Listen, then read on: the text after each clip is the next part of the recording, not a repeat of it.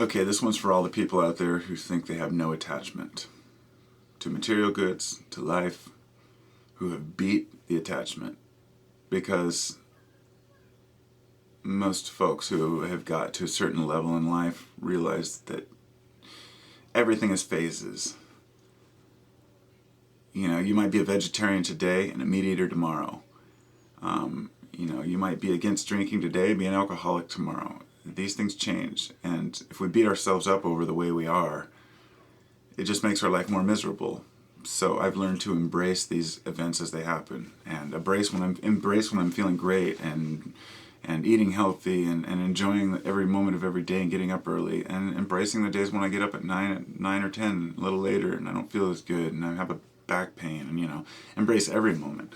But the attachment to worldly goods, once you've separated yourselves from needing things, some people take it way too far. And I've noticed that the folks who have gone through a more abrupt change in their lives to see the truth, they tend to have more abrupt ways of ditching. For example, they'll just give away all the worldly possessions and move to Tibet or something. I knew a guy who moved out to do, go join with some Hare Krishna folks and do his thing with some Hindus, and he was a nice guy. He just had enough, but he was young, and I think his family had money, and he didn't know, for me, I have had many years to wean into where I'm at, so I've kind of taken it for granted, and I'm starting to realize not everybody has these same thoughts as I do, but we process each thing as we go, and I try not to be any one person, because if you become the person who is detached yourself from everything and all material goods, and you're not enjoying the things that are provided for you by the universe,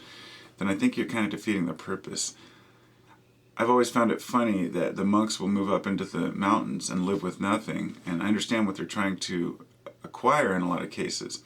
But for the Western mind, they think that giving up everything and living on nothing, and turning down all worldly pleasures is the path to God, or the path to wherever they're trying to reach. And I find it silly, because the universe didn't create all these people and all these wondrous things for us to just turn our backs on the world and each other and all material goods. Any God who created marijuana would want somebody to smoke it, but our way to say no, it's bad, is to say, well, Satan put it here to tempt us, and I don't even go there. But there is no bad. There are things that harm one another, but there's no good or evil, and that's just a surface thing that people use to explain why bad things happen. But bad is all perspective. So, one man's death is horrible to one person and great to a person who opposes their religion. But just realize that when you become non-attached, you're attached to non-attachment. I think people overlook that.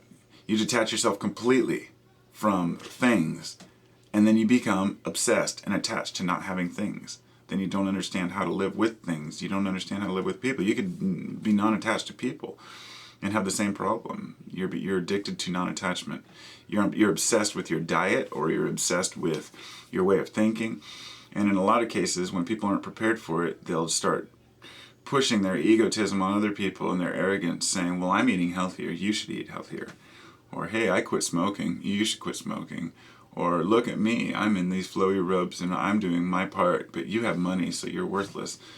So each person who's made the leap to understand truth and started to see life lighten, should I say anyone out there who knows what I mean when I say the truth is unexplainable, because it's a feeling, and people who have had it just know what it is. You can't express it. There's no words in the English language. For the people who know what I mean when I say that, the whole Zen about it, don't forget that not everybody is at that same level, but it doesn't mean that they're at any lesser of a level, because you can become just as attached to a way of thinking as you can a material item.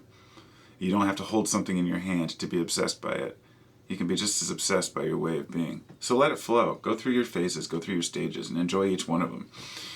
Don't hurt yourself or hate yourself because of a certain way you are. Just analyze what you do, and if you're not harming others, that's okay. If somebody gives you some money and you want to go spend it and enjoy a nice night at the movies and splurge a little bit, then do it. If you have the ability to do it, do it. As long as it's not harming anyone. Don't tie yourself and be attached to non-attachment. So that was just a thought of the day. So peace and love.